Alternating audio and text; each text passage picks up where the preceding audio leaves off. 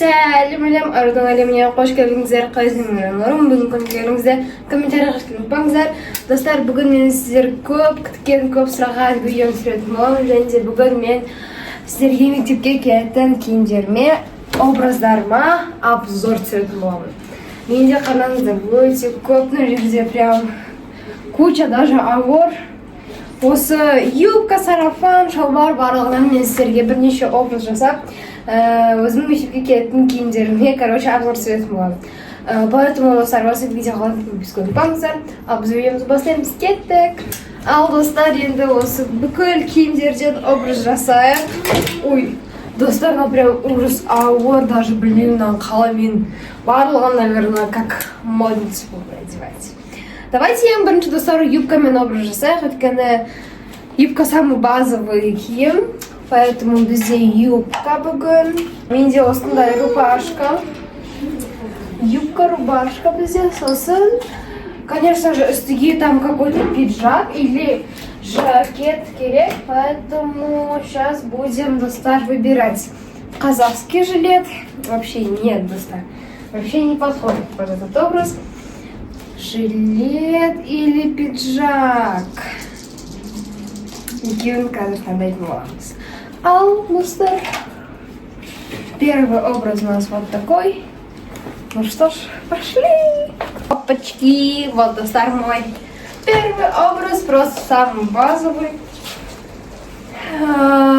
Юбка-мен, ну, достар, я считаю, это обычный образ. И қазір, достар, мен осының үстінен пиджак, жилет соларды киіп көрсетемін. Так, пиджак. Это, наверное, самый банальный.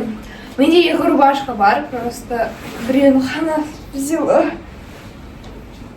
Если честно, маған вообще пиджак не нравится вот так вот руки поднимать, что-то типа такого.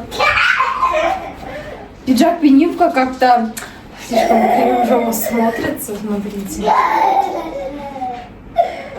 Короче, достар, пиджак и юбка маған никогда не подойдет, поэтому мен пиджак цехана шалбармен киемін, всегда.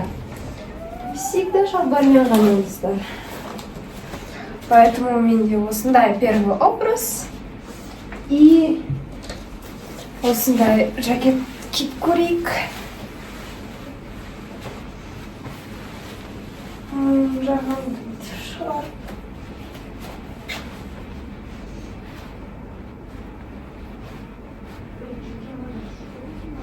Правда, мен жакетті откдемедім.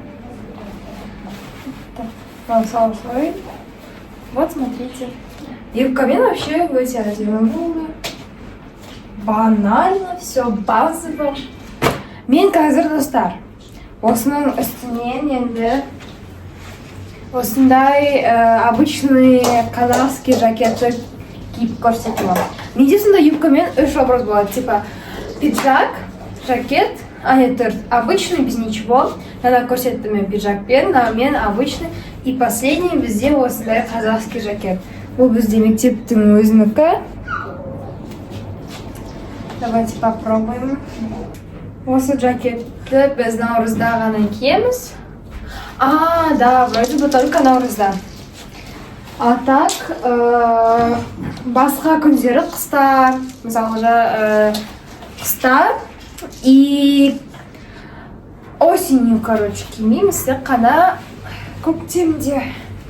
Бірақ бұны бізде алдында әр понедельник сайын кигізіп қойған. Туылайын деп тұр, уже көбісіне, конечно, болып біткен. Ну, это тоже базовый, такой темно-синий. Ну, так вот. Банально, достар. Енді мен рубашканы ауыстырмаймын. Енді мен, достар, шалбарды киетін боламын. Мен өте, достар, өте көп ойлағанмын. Осы шалбарды вообще алайын ба, алмай қояйын ба деп.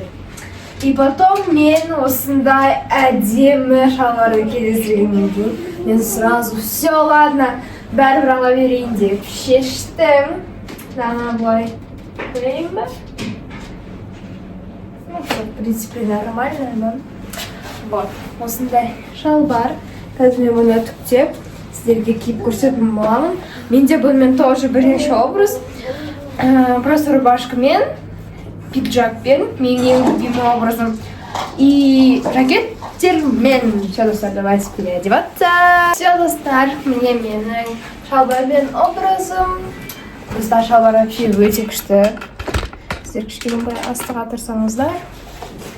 Міне.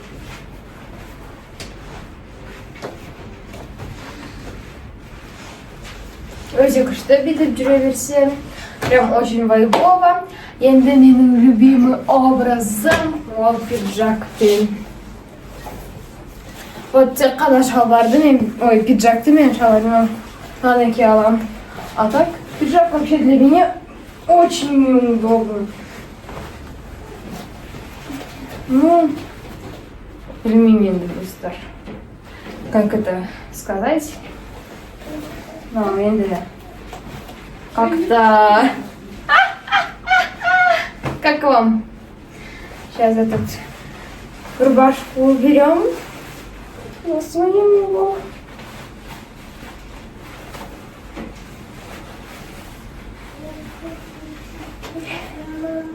Именно қара бәлені тоже. Все. Вот такой у меня, достар, образ, такой офицер деловой.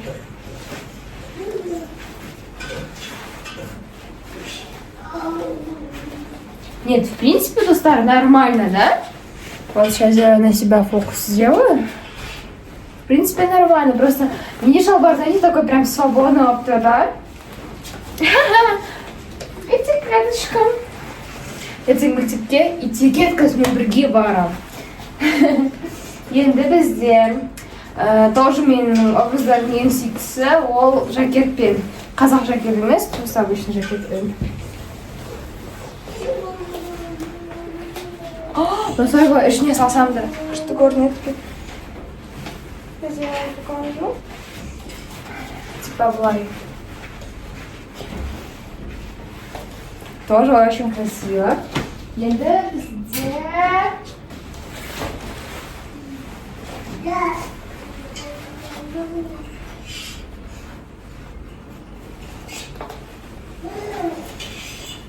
Маған именно осы рубашканың анау жағы осылай тұрғаны прям өте күшті. Соңында бізде сарафан, соңында біз сарафан кетіп боламыз. Так, сіздерге мен бетім елі көрініп тұр. Второй образ, ребят, ой, очень свободный, мне очень нравится. Мне, наверное, 1 сентябрьге, скорее всего, мен сарафанмен келем, өйткені мен сарафанмен бармасам. Потом уже бір апта өткеннен кейін шалбар киіп бастадым, конечно. Потому что, ребят, это база, юбка и так далее. А бізге просто типа это сарафан кестер, она надо. Ну, короче, а так достали. Просто так, вот так. Очень классно. С бирочкой.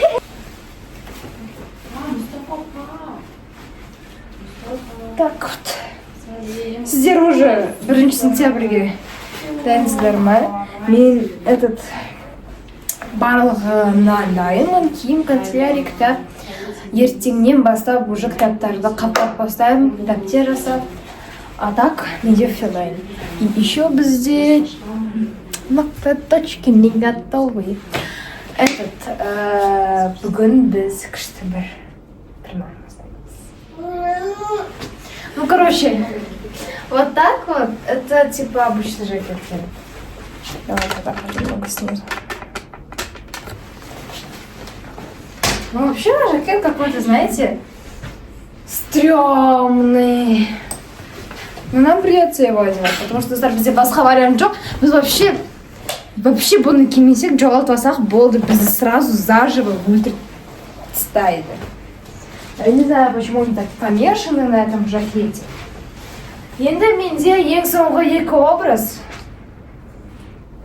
Ең соңғы екі образ ол осындай. Бірінші сарафан, екіншісі зимний и қалың. Обычный сарафан. Обычный сарафан, прям обычный, как у обычных людей. Білмеймін енді, именно тек қана біздің сынып сарафанге ма, или параллель тоже сарафан киемін. Блин, мне кажется, параллель салафан.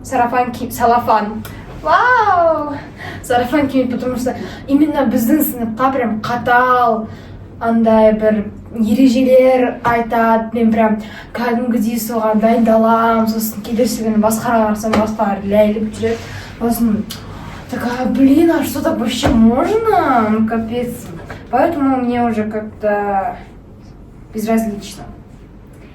Ең бірінші мен мына сарафанды кигім келеді, өйткені бұл менің прям фаворитім, материалы өте жұқа, қазір үтіктейін. И потом на сарафан как будто, знаете, меня делает немножечко толстоватый, типа доска. И поэтому мне, блин, не сильно пластимба, не сильно. Ну да, короче, блин, придется что-то сделать. Да, давайте вот сарафаны киеміз. Мне, достар, менің сарафаным. Ну, он такой обычный. Осындай, как сказать, не рубашками. Осындай фейковые қалталары бар. Прям типа обычный сарафан. Еще соңында вот такие вот, короче, как тенниска. Типа, мандай.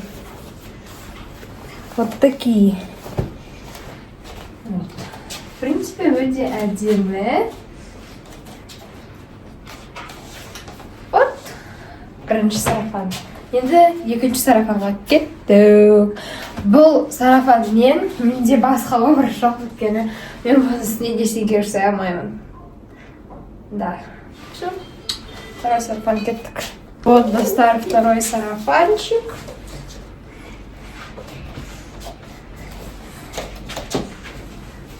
Мне екінші сарафан, такой красивый.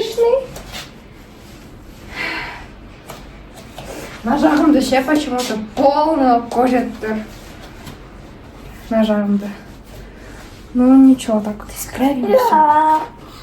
Все, вот так вот. Мой последний образ.